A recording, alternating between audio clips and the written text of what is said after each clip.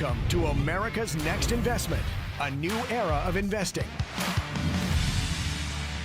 I'm Johny Pach, television host, and I'm thrilled to be joined today by my good friend, Andrew Rowland, a seasoned developer and fund manager with deep roots in the destination real estate market.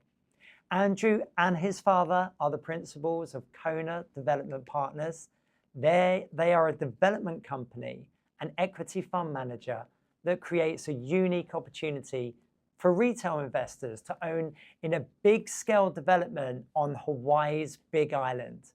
As a second-generation real estate professional, Andrew leads the line for the Rowland Companies, a firm with an impressive 50-year track record in destination real estate throughout North America and the South Pacific. Kona Development Partners provides everyday investors with a chance to invest alongside the developer in one of the most sought-after destinations in the world. Today, we'll take you behind the vision behind the Kona Estates at OPP Harley. We'll explore what makes the location truly exceptional and share how you could be a part of the final equity offering before the opportunity closes. Andrew, thanks for joining us. Thanks for being here. Thank you so much. Yeah, now tell us, what made you choose Hawaii as your prime location? Well, over our 50-year track record, destination real estate has been our main focus. Hawaii is certainly probably the king of destinations, right? People from all over the world know where it is, and if they haven't been there, they want to go. Most people that have been want to go back. So I guess you could say it's part of the natural evolution of our company that eventually we were going to end up in Hawaii. Our most recent project was in Fiji, also in the South Pacific, coincidentally with the same target market as Hawaii. So we learned a lot about our demographic, we learned a lot about this configuration of project, and we learned a lot about what the market is demanding. Another thing that we heard over and over again in Fiji from individuals who didn't purchase real estate from us, despite the fact that that was a very successful project. Those that decided not to purchase said, I love everything about how this project is structured. Yeah. If it just weren't in a foreign country or a 12-hour flight away from the mainland, Right. you know, if maybe this project were in Hawaii, I'd be all over it, right? Yeah. Or if this project were in Hawaii, I'd buy in a second. So we had that ringing in our ears, and we knew that we had a future opportunity in Hawaii already waiting for us. So as soon as we wrapped that Fiji project, we moved on to Hawaii. And why specifically the Big Islands ahead of all of the other Hawaiian islands? Well, certainly there are a lot of great opportunities and a lot of beautiful places in Maui and Oahu and Kauai. But as an investment company and having the motivation to provide investment opportunities to individual investors and real estate purchasers, it's pretty clear that the Big Island is the place that's more in the path of development and progress. Why specifically the Kona coast? What was it about that really drew your attention? Well, first of all, the weather on the Kona coast is absolutely incredible, right? We're on the leeward side of the island, so there's not a lot of wind, 300 plus days of year of sunshine. Temperatures aren't very high throughout the year. Of course, it never gets cold. So yeah, the Kona coast is a place where, in addition to the weather, we could also bring to market the type of community, the type of property that our demographic demands and that we believe will fit into the community. A low density, low impact, agricultural and residential development. So tell me then, is the entire project funded by private investors? You know, throughout our past, we have funded projects through every which way you can imagine: traditional debt, joint venture partnerships, even partnerships with financial institutions. But one thing that we learned, and especially in the aftermath of the 2008 financial crisis, is that debt represents a significant risk, and even more so in a ground-up development project. Carrying debt prior to a project being in a position to be able to generate cash flow represents a significant risk, and we look for ways to try and eliminate that risk. Creating our own private equity funds, partnering with like-minded accredited investors is the path. that has allowed us to eliminate that early risk that is associated with the debt, and at the same time create opportunities for those individual or accredited investors to participate in a project like this in a stage that they typically would not have the opportunity to do so. Wow, that's amazing. So just to clarify then, pretty much anybody can invest, including myself. You don't need to be a big institutional player. You do not need to be a big institutional player.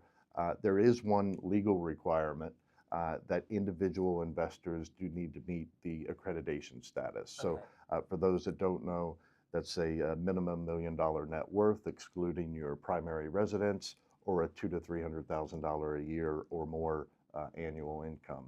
With that, you meet the requirements of the accreditation status, and that means you're eligible to invest in these type of private off-market opportunities. So tell me, what does the timeline look like?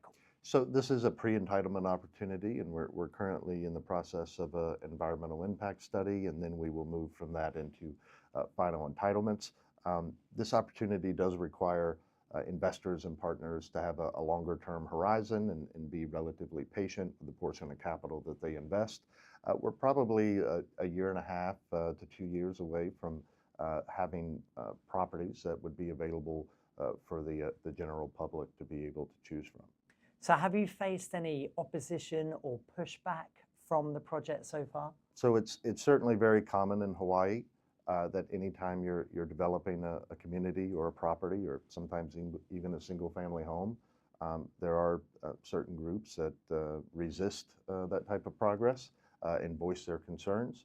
But we've tried to move very deliberately and slowly in these early stages to be conscious of those concerns. And on our team are professionals and experts regarding various aspects of Hawaiian culture and history.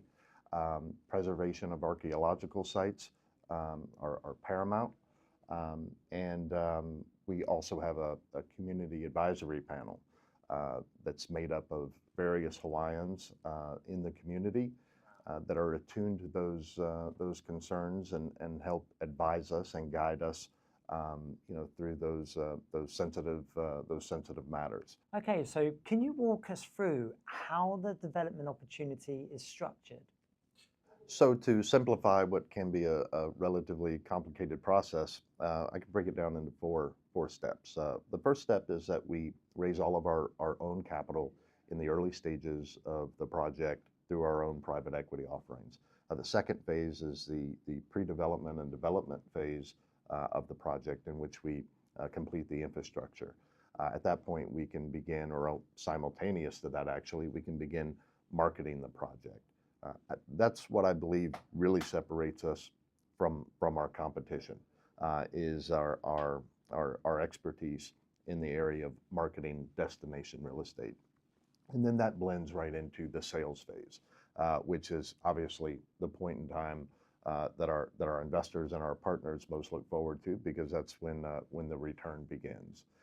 So that's the general four-step process of how the investment opportunity is structured. The project itself is a 324-acre piece of property that runs from the highway for over a mile down to the coastline, and it's about a half a mile from north to south. So it's an expansive piece of property. 1,300-foot elevation at the back of the property, consistently descending down to the coastline. So it's essentially a giant amphitheater. Amphitheaters are built to create unobstructed views from every seat in the house. Well, every seat in our house is a 5-acre estate that we're going to present, will fit within that Ag 5 zoning, meaning no home site smaller than 5 acres. That allows us to create the privacy, the exclusivity, the separation between the homes, and more importantly, it gives us the opportunity to implement agriculture. Kona Coast coffee, we are in the home of the Kona Coast coffee belt. Yeah. So Kona Coast coffee and citrus do really well in this area, and agriculture will be a main component and exist throughout the community and be managed professionally by a co-op. Andrew, tell me about the master plan and the general configuration of the project. So the Opihiale site is a 324-acre property. From the highway to the coastline, it's over a mile, and from north to south, it's over a half a mile wide. So it's an expansive property.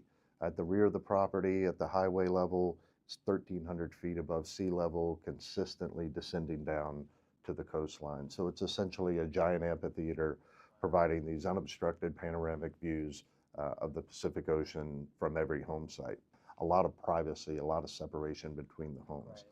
This is going to be a residential and agricultural community, but low density, low impact. The agriculture in the community will primarily be Kona Coast coffee and citrus. We are in the home of the Kona Coast coffee belt, which coincidentally is one of the most expensive coffees in the world. That agriculture will be managed by a co-op, primarily that will consist of local professionals, but also each homeowner also participates and has a share of the co-op. So there's a potential for profit as well for the homeowners from the success of the agriculture. Andrew, thank you so much for that. And most importantly, where can investors get an idea about your track record and where can they find your work? Yeah, they can go to our website, investinkona.com. They can review general information about the opportunity, and most importantly, they can schedule a call with our own in-house investor relations team. They'll be able to speak directly with a investor relations senior consultant here at our company to be able to get access to the investor portal where they can access the prospectus and all the investment details.